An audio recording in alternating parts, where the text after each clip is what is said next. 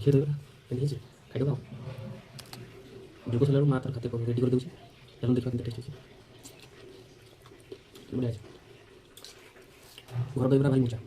ତା ପୁଣି ମା ହାତର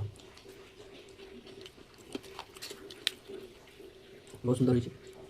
ଆପଣ ଘରେ ଦହିବରା ବନେଇ ଖାଆନ୍ତୁ ମା କ'ଣ କରେ ରାତିରେ ବରା ନେଇ ଆସେ ଦହିଟା ରଖିଥାଏ ବରାକୁ ଦହିରେ ପକାଇ ଦେଇକି ରଖିଥାଏ ଫ୍ରିଜ୍ରେ ସକାଳେ ହେଲେ ଆଳୁଦମ୍ ଟିକେ କଷିଦେଉ ଆଉ ଜାଇ ମିକ୍ସଚର୍ ଭିତରେ ରଖିଥାଏ ଆଳୁ କଷି ସାରିକି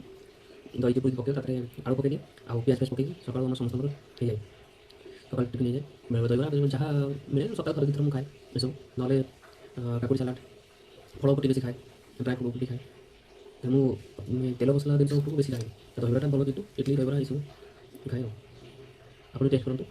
ବହୁତ ବଢ଼ିଆ ସୁନ୍ଦର ଟେଷ୍ଟ ହେଇଛି ମନ ପୁରା ଶାନ୍ତି ହେଇଗଲା।